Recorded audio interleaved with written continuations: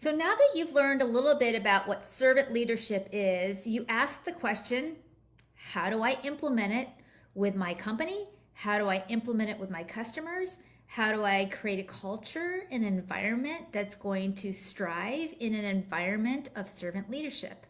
Well, let me just tell you that the best way to start implementing your servant leadership in your business or your organization is by taking an assessment of what is your current culture like today.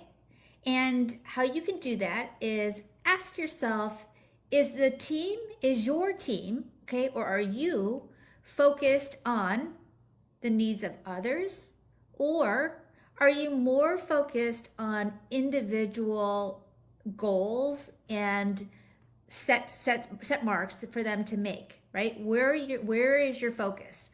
Are you focused on the team as a group, or individual goals that they have to meet within the organization? That's a good first way to understand if that's where your mindset wants to be from a servant leadership style. That is what you need to assess.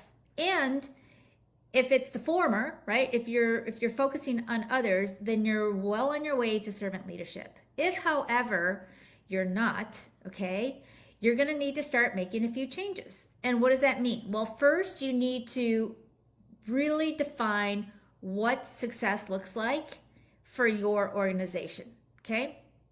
Instead of focusing on individual goals, think of it as team goals instead.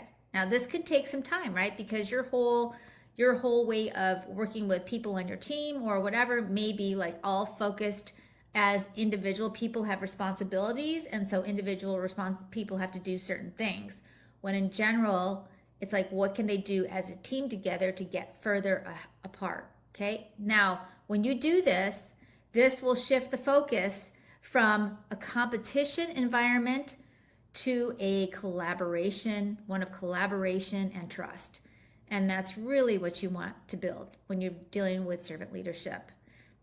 Also, you need to define the role of the leader, okay? Because when there's leaders, that could be you, right? You could be the leader. You need to assess yourself as, are you a good steward of your team, right? Are you creating an environment that everybody can succeed?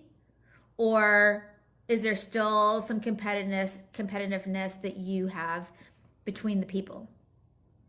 And then finally, you need to implement systems that are going to process that and support your servant leadership.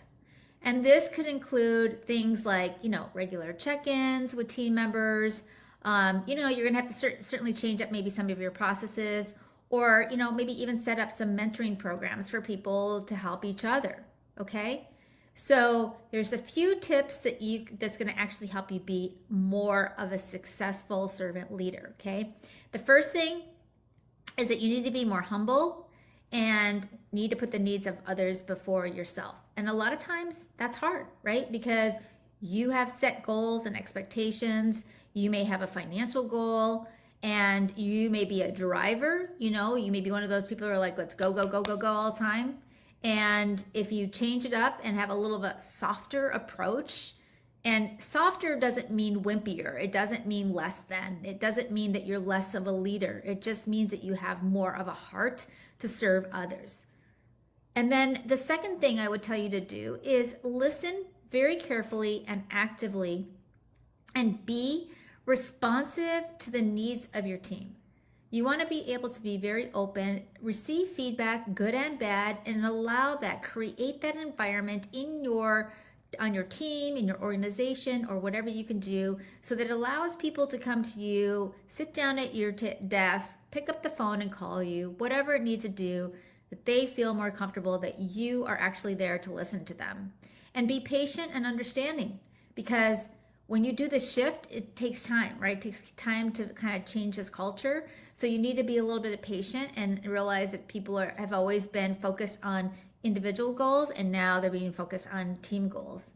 And then finally, remember that servant leadership, it's not about being in control. It's literally about empowering others to achieve their goals. And when you understand this, when you understand how you can join everybody together for the benefit of others, for the benefit of something bigger that you want to create, you are going to have so many fired up people that are working with you that they're going to constantly want to do more for you because they feel like you're finally someone that they can trust and there's finally somebody that's listening to them. So, I hope this provided a lot of value for you. And, follow and share for more. Take care, everyone, and have